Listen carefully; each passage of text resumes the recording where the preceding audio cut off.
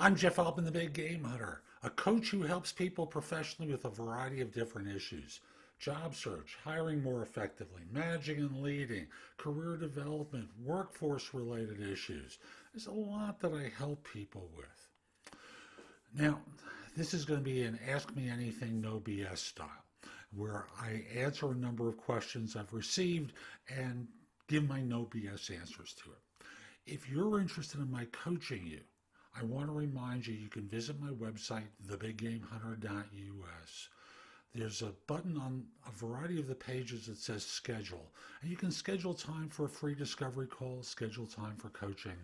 I'd love to help more people, or even more people, I should say, because I'm already helping a lot. And let me start off with the first question. How do you answer when you're asked to rate yourself on a scale of 1 to 10? Rate your knowledge or experience. How do you answer that question? And the answer is really very simple. You ask them to define what a 10 is. You can start off by saying, I'm not a 1. Let's start off with that. I'm not a rank beginner, but what does a 10 mean to you? What does a 9 mean? What does an 8 mean? What does a 7 mean? Because I know I'm going to fit somewhere in there. It's kind of like in the old Star Trek series, where there was this one episode where Captain Kirk had to take this test that no one had passed, and he did. He was the first one who ever passed it. And what he did was reprogram the computers so he could win. In effect, what you're doing is redefining the game to make them define what the terms are. Once you know the terms are, you know how to answer the question, right? They ask you, how are you on this? Once you know what the answer key is, you can deal with that. So I want them to define what those are. And then from there, if you hit a number lower, you can go, it's lower than 7. Question number 2. How should I indicate on my resume that I've held multiple roles at the same firm? Great question. Because it's a common occurrence for anyone who's been with an organization for any length of time. You get promoted, you're in a new role, you stay with the organization. And how do you indicate that? So what I believe you do is you have the current employer in a slightly larger font size at the beginning. So that's flush left. Flush right, you have your aggregate dates of employment. Underneath that, what you do is you have your current title, your most recent title. And flush right, the dates that you've held that title. This line should be in a slightly smaller font than the position, and the organization and the aggregate dates. Got that? So underneath the current title, you start to describe your responsibilities. Skip a line, and in the same size as the current role, you put the previous role and the dates that you held that role. So that from there, you're going to define what you did, and thus in this way, you're able to demonstrate that you work for this firm for a certain period of time and you've held multiple roles. Third question, should I accept an improved offer from a company that I resigned from a couple of years ago? So the first question is, why did you leave? Was it just money? Probably not. There were probably other factors as well. Maybe you weren't getting the kind of work that you wanted. Maybe they just passed you over for promotion. What were the reasons beyond the money? Now, years later, you've interviewed with them again. They're offering you more. Why are you interested in going back? And what has changed that would cause you to consider going back? I can't answer that question, but if they haven't changed enough of the things beyond money, you shouldn't go.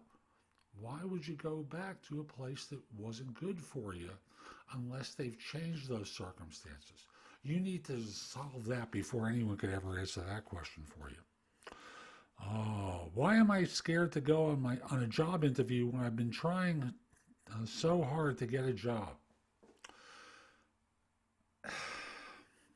Yeah, I feel badly for you. And I feel badly because, frankly, you're scared. And you're afraid that now that you have an interview, you might fail. one of the ways that you avoid failure is with practice. And you practice your interviewing so you get good at it. To me, the reason people become afraid is they don't have confidence in their abilities, or they don't have confidence in their ability to deliver on an interview. Whichever it is for you, do the work to prepare. Work with someone else. Hire a coach like me to help you get ready. I do interview coaching where I teach a framework for interviewing that's very effective. You can schedule time for that on my website, and obviously I'm going to charge you. Again, the website is thebiggamehunter.us. Why is it important to follow up with with the places that you've interviewed with in a timely way? Because they forget. People are going to give you the answer of, well, it represents your potential interest in the organization, and you want to be top of mind. And that last part is true. You want to be top of mind, but not for the reason that you're being told. It isn't about demonstrating interest. It's about forgetting, because you're not the most important thing in the world to them. Their job may be the most important thing in the world to you, but to them, you may be a C. Filling this job could be a B. They have other urgent things. So the real thing is about staying top of mind with them and not letting things be forgotten. And the next part of this is doing it on time. On time, you got told when the time is to do it. Believe them. They told you for a reason. Just follow up. If a company directly calls you for a face-to-face interview, is it a positive sign? Of course it is. You got an interview. You don't get hired unless you get an interview. No one hires you over the phone, right? No one hires you because your resume said a bunch of good things. You get interviewed, you can get hired. Does not having a LinkedIn profile make you less hireable or even unhireable? Well, the answer is yes, and maybe not for the reason that you think. When employers are trying to fill jobs, they're not just simply running ads. They're not just simply asking for referrals. What they're attempting to do is source on LinkedIn, where there are more than 650 million people available to them. And thus, if you're not there where they're looking for people with particular skills, they're never going to find you, are they? Because they're not necessarily looking on job boards to fill positions. They think they're looking on LinkedIn for the person who isn't actively looking, who they can contact and persuade to come work for them. And thus, unhireable is certainly a possibility because they may not be spending money on job boards. You need to get that fixed. Is it okay to ask a recruiter for advice before the interview with the hiring manager, with the supervisor? So I'm going to think of the supervisor as the hiring manager. So the corporate recruiter, is it okay? So I'll just simply say the way to do it is just simply at the time you're being scheduled, hey, thanks for scheduling me in to meet with the manager. What are they like? What are they looking for? Have they met anyone else? What's been good about those people? Where have they been dissatisfied? Just a couple of quick questions like that help you out a lot. After joining a company, I'm still getting calls for interviews. What is the best reason I should give to firms as to why I'm still looking for job offers? So the answer to that is it depends on a couple of things.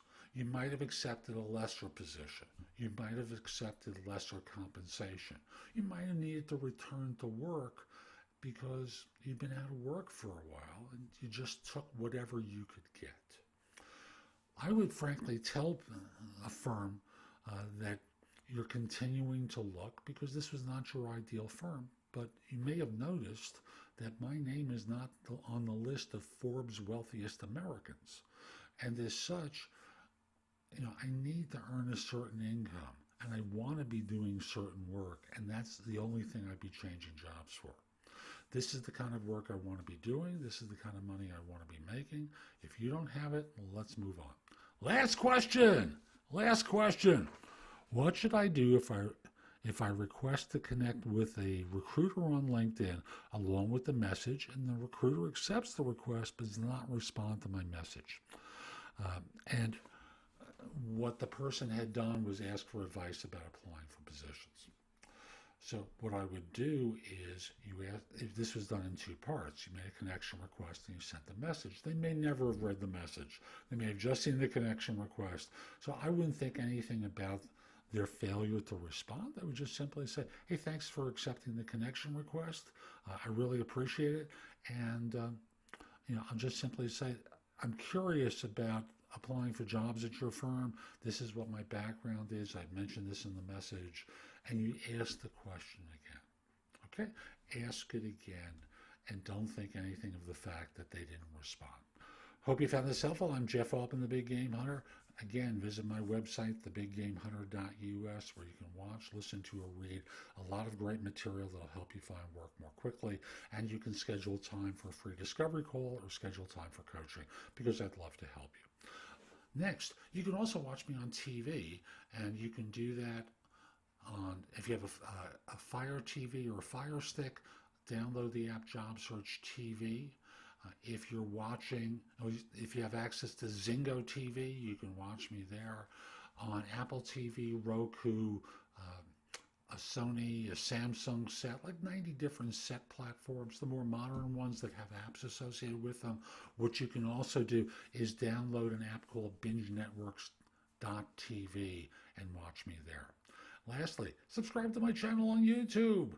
Get notifications whenever I release something new. Do that by clicking on the small icon in the lower right or the picture of me in the upper left. You get notified when I release something new. Have a great day and take care.